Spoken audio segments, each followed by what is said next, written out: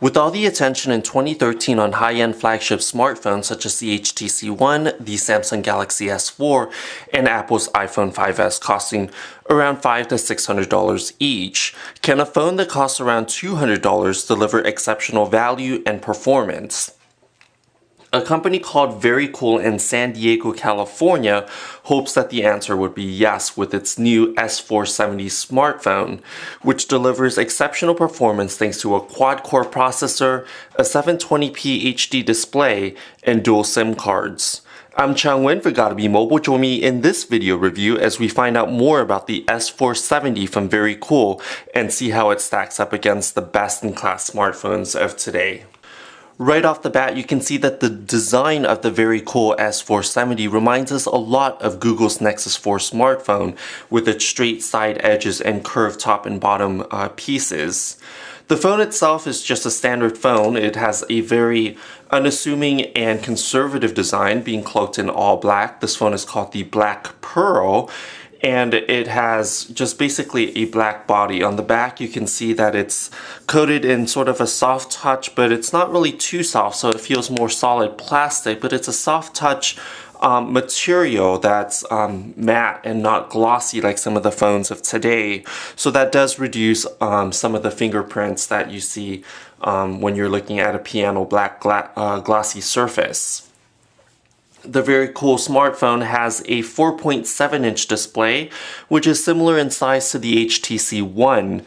However, the HTC One does have a 1080p display, whereas the Verykools has a 720p display, which is still an HD resolution. The screen itself is vibrant. It is an IPS display, meaning that you do benefit from wide viewing angles, so it should look good both indoors and outdoors. In reality, with the display, I find that although it does look indoors under ambient lighting conditions, outdoors under direct sunlight, the screen tends to wash out and fade a lot. So you're going to have a more difficult time looking at the display under direct sunlight, unlike with some of the more expensive phones, which has a better screen. The design is very minimal, so you're going to see on the left spine towards the top, you're going to have the volume up and down rocker button. At the very top, you have the 3.5mm headphone jack along with the power button, and then on the right side it's very clean except for on the bottom edge of the right spine you're going to see this little notch here where you can use your finger nails and pull it out, so it does have a removable back battery cover, which we'll go to in just a second. And towards the bottom spine you have a microphone along with a micro USB charge and sync port. The one thing to be concerned about with the charge and sync is that although it doesn't wobble or wiggle when you plug in a cable, the one thing it doesn't do is that it doesn't hold the cable in too well. Most cables, most micro USB charging cables will just fall straight out without any effort, so you don't even have to tug on the cable, it would just drop out. So the one thing to be concerned about when you're using this phone is to make sure that the cable is plugged in securely overnight, else you're going to wake up in the morning with a low or dead battery if the phone doesn't charge because the cable fell out overnight. And towards the back here, you do have an 8-megapixel camera with dual LED flash, so it does take pictures even with low light thanks to the assistance of the flash. The camera can also record video in 1080p resolution, and then towards the bottom here you have the Verykools logo along with perforated speaker grills here for the loudspeaker on the back of the phone. Let's go ahead and remove the back battery cover, where you're going to have access to at the top here. You do have to remove the battery to plug in a micro SD card slot, but as the phone only comes with just a few gigs of storage, having the micro SD card slot will be a boon to many users who want to store documents or files locally. So having that storage card will increase your storage space quite dramatically compared to just a few gigs that are on the phone itself. And then you have a battery here. I'm going to go ahead and remove the battery for just a second. It's a sizable 2000 milliamp hour battery, as you can see. But the unique thing about this phone that many other phones in the US don't offer is that it does have dual SIM cards here. So I only have a mini and micro SIM from AT&T and T-Mobile, so I've used an adapter, which makes it a little bit more difficult to remove the card itself. So I'm not going to try and attempt to do it on video right now, but you can plug in either two AT&T cards, two T-Mobile cards, a straight talk card, a T-Mobile and an AT&T combination, or you can just use one SIM card, but it does give you the flexibility of having two SIMs. The benefit to this is that if you're a frequent business travel to an international country, you can leave both your home SIM and the international SIM in at the same time, and this way you don't have to swap SIM cards too often. And then if you don't even travel internationally, if you're a user who likes to have their phone, who likes to maintain two separate phones, one for personal and one for business, this will allow you to do that in just one hardware. So you can have two numbers and choose which number to pick up on, while at the same time just carrying one phone rather than having to be bogged down with two separate devices. So it does reduce the bulk in your pocket. So that's one of the unique features that the Verykools phone offers, is the dual SIM card that you won't find in a lot of the phones found in the US. Now that the phone is boot up, at the top you're going to see two separate indicators here, and there are two different colors to quickly identify you which network you're on. So for instance, I've configured AT&T to use the blue color while the pink or salmon color is used for T-Mobile. And this will not only show up in the network indicator here to show how much signal strength your phone has on each individual network, but it's also used to identify caller ID. So when you have an incoming call, it will show up in a border with either one of these two colors here at the top, so it's going to quickly identify the person is calling either your work line or your personal line, so you can quickly identify if you want to pick up that number. So after hours, you might not want to pick up a call on AT&T's network if AT&T is your work SIM. And then the other thing to note about the dual SIM card is that it will only work either network, or it will only work with networks that support HSPA Plus in the US. So it's a 3G GSM SIM protocol. However, it doesn't support AT&T's or T-Mobile's faster LTE networks. Additionally, while you can receive both calls on either number at the same time, so you don't have to actively switch between the SIM card, it will automatically do that for you. If you're making a call, you can specify in the network setting if you want it to be either with T-Mobile or with AT&T, or when a call comes in, it will automatically ring if you have both SIMs activated inside the phone. However, with data, you do have to specify if you want your data connection to be made on one of the SIMs, so it won't automatically switch over. So this will help you maintain your data as well if you want to just have data be on your work line, so that your personal line will only be for voice calls, for instance.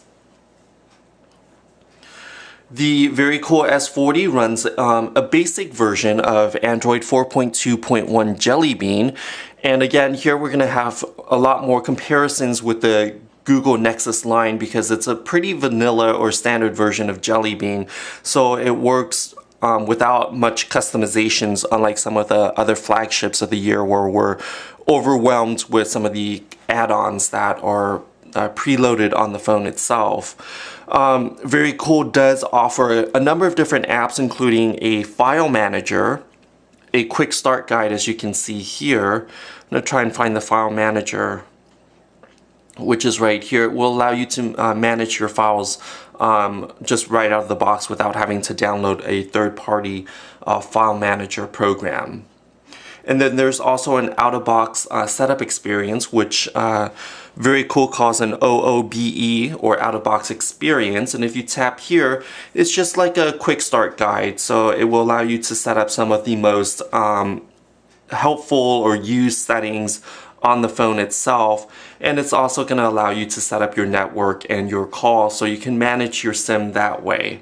So here I have my voice calls by default to use the T-Mobile network, video calls using AT&T, and any text message I sent, it will ask which network I would use, and then for data I've defaulted that to AT&T, but you can also switch and switch between T-Mobile or AT&T for any of those features. And then you can also set up Wi-Fi, your Google account, and any other options that pop up on the out-of-box experience. So by default, it's a pretty fluid experience with a quad-core processor. There are some nitpicks that I want to point out with the hardware. It's not the same Snapdragon or NVIDIA Tegra processors that you're going to find on some of the more high-end feature-rich phones that cost $500 or $600 without a contract. Again, this phone only costs $230 without a contract, so you don't have to sign a 2-year agreement. You can just take the phone, take it to your favorite wireless carrier, and ask them for a SIM card, and then you can switch carriers at any time because you're not getting it subsidized. It does use a more budget-conscious quad-core 1.2 gigahertz processor. So you're going to find that the experience is rather fluid. It does have a Power VR graphics to boost in graphics performance. In general, even moderate to heavy users will find a lot to love about the performance of this phone. But for $100 more, you're going to get a Nexus 5, which does support both LTE and also a faster processor, a Snapdragon 800, along with a 1080p Full HD resolution. So the $100 is going to net you a lot more upgrades. But if you do need a dual SIM solution, this is probably one of the most affordable dual SIM models that are feature-rich that's available in the US today, because it's still a rarity to have a dual SIM phone.